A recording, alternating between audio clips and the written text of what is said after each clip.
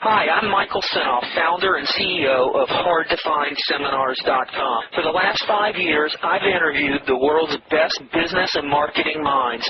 Now my challenge is to build the world's largest free resource for online, downloadable audio business interviews. I've learned a lot in the last 5 years, and today I'm going to show you the skills you need to survive.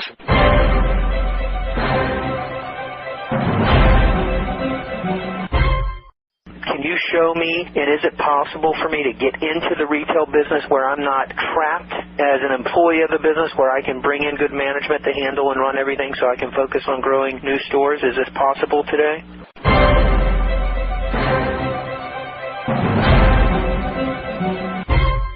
Hi, this is Michael Senoff with Michael Senoff's HardToFindSeminars.com. Get ready because I have a 45-minute interview with an expert on retailing. His name is Mark Joseph. He has 30 years of experience in retailing and wholesaling. He's the CEO of Dollar Days International. Dollar Days International is a premier internet-based product wholesaler who wholesales to small businesses and local distributors. DollarDays.com is their website. It's a virtual warehouse where small business owners can find incredible deals on small business size orders for more than 30,000 consumer products, from toys and household decor to apparel, electronics, and even seasonal merchandise. Due to their innovative business model, Dollar Days prices are not only often far lower than those which most businesses are accustomed to, but the offerings include many name brand products as well as rock-bottom pricing on overstocks and closeout items. Mark Joseph has had extensive experience in the closeout industry, working with one of the world's largest suppliers of closeouts, who is selling to Walmart, the world's largest retailer. Now, as a result of helping Dollar Day customers, Mark Joseph wrote The Secrets of Retailing, or How to Beat Walmart, where he details how small businesses can compete and even win against Walmart and other giant retailers that come to their towns. In addition, he provides expert advice to independent retailers of all sizes on the nuts and bolts of setting up a successful retail chain, in everything from the psychology of buying and hiring employees to working successfully with vendors and promoters, and even on getting financing. This audio interview is a goldmine of information if you're considering getting into the retail business or have an existing retail operation. So let's get going, and I hope you enjoy.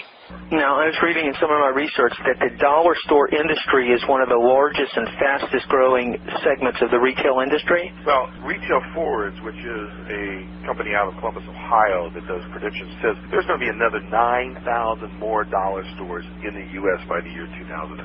When you think about that, 9,000 dollar stores. Has the concept taken off internationally? Yes. Interesting you say that. I was the keynote speaker at the Dollar Store Expo last month, and I was approached by this company in India. They had just started in India. They had 36 stores, and they were going to turn their chain into the national dollar store of India.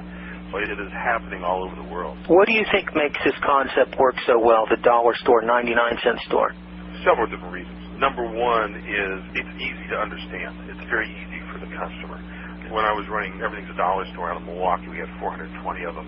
Whenever a customer walked in, they said, "How much is it?" We yelled, "Everything's $1." So when you think about it, from a customer standpoint, they don't have to take a look at everything. Oh, well, has this got real value or not? They look at everything on the shelf. They say, "Well, it's $1. I know it. That's what everything sells for." So first of all, it's very easy for the customer to understand. Second of all, the reason that you've got this rush of people going into the dollar store business is that they average $250 a square foot, and the return on investment is 55%, which is very high in the retail industry. So it's a way to very quickly turn over a lot of money. So the third reason that people go into the dollar store business is it's very easy to play off the chain stores traffic. In other words, you got major grocery stores, you got major drug stores, you got major discount stores doing heavy advertising to drive people into their shopping center. So all you need to do is locate near one of those kinds of stores, and you can go ahead and start to really play off the traffic of these stores without having to go out and spend a lot of money in advertising, because you've got different products and you get a better price point. Another reason that these dollar stores have really started to take off is the quality of imported goods has increased dramatically. I mean, when this whole concept started back in the late 80s, it was just putting a bunch of product together that was worth $1. But what happened is the merchants in this industry realized that if they're going to have any kind of sustainability in a kind of concept, that they've got to show real value. So what has evolved over the last 15 years is that the quality of goods is improved dramatically, so that when you buy something for $1, it's showing much more value. So when these people are overseas building product and finding product, it's better quality than it was 15 years ago. That's probably the first impression people get is, what can you get for $1? And I think a lot of people have had experience. They go to the dollar store and the products are just imported from China. It's got that reputation of cheap, under-quality items. So how have you seen the industry increase the quality, and has it increased the price on the items? Well, what's happened is because there's more and more volume coming out of this industry, they're able to get the prices down on a lot of the products they have made. Another reason is private label brands are starting to pop up in different stores. And obviously, private label brands create customer loyalty if they're good quality. And for the store, it helps create higher margins so they can make more money on that. So a lot of focus has been done in the dollar store industry to create a brand that is recognizable in their customers so they come back that has more value. For instance, in shampoo, it may have another 12 ounces than a regular dollar store product. So it'll create the value of the private label. But the interesting thing, and this is just a new phenomenon over the last few years, is that national brands are now supplying this new channel of distribution. What happened is, initially when the dollar store business started, national brands kind of said, it's just another concept, it'll die. But because of the volume that is coming through this new channel of distribution for them, they can't ignore it. So what's happening is when you walk now into the better quality dollar stores, they have national brands on the shelf. Now, it may be a little bit different than what's sitting in Walmart or Target. It may be a different ounce size, maybe a different package size, and so forth. But the national brands are realizing, this is a billions of dollar industry. I'm not going to give up on this. I need to participate too. So you now have your mainstream vendors starting to participate in the dollar store business. What kind of volume can the dollar store industry in the United States produce? I mean, how much volume is the dollar industry producing currently? Well, each store, if it's run correctly, can do $1 million. So you take the amount of stores that are out there, and it's probably a $30 to $40 billion industry currently.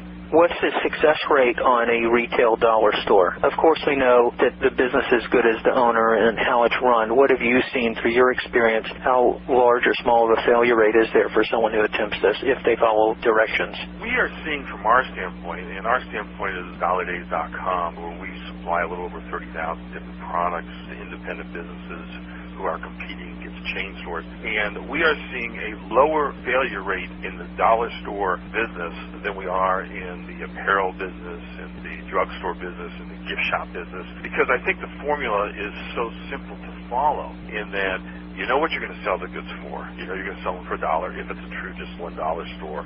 You know what you have to pay for the goods, and so the formula is very easy to understand. So I think that's why there's a smaller failure rate. Plus, the traffic is much higher in these stores because if you have the right assortment, it creates weekly business repeats. What's the nature of the dollar store shopper? They come in consistently for toothpaste or mouthwash or the consumable goods. Has the industry established what the average purchase for a shopper in the dollar retail store is? It used to be $7. In other words, you would come into a dollar store and you'd buy 7 items. Again, very simple to understand. But over the last couple of years, it's inched its way up to around $12. So all of a sudden now, even if you have the same amount of traffic, you have an increase in your average sale. Hi, it's Michael Senoff with HardToFindSeminars.com. Thanks for watching this video. You know, many of my interviews last 30 minutes, 40 minutes, an hour, sometimes even up to 2.5 hours long. They're actual mini seminars, and you've just listened to a short sample of just one of over 117 hours of exciting, hard-hitting, mind-blowing interviews on how to make money in direct mail, advertising, copywriting. I assure you, there is not a resource anywhere anywhere on the internet or on the planet that comes close to the free information I provide at hardtofindseminars.com. So go right now to hardtofindseminars.com and you'll have free access to 117 hours of audio interviews with typed word-for-word downloadable transcripts and downloadable MP3 files. Please browse some more of the videos or go right directly to hardtofindseminars.com. Thanks for watching.